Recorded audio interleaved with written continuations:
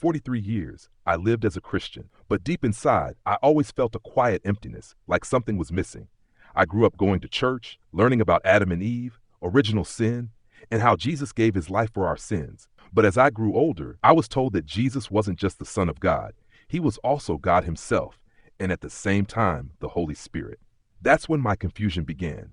I asked questions, again and again, to my family, to pastors, to different churches. But the answer was always the same. You just need to have faith. Years later, while serving in the Army, the events of 9/11 happened. Like many, I was influenced by the media's picture of Muslims as dangerous. But everything changed when I was deployed to Afghanistan and Iraq. For the first time, I lived among Muslims. I saw them pray together, eat together, and treat each other with kindness and humility. They were nothing like what I had been told. That moment planted a seed in my heart. Fast forward to 2020.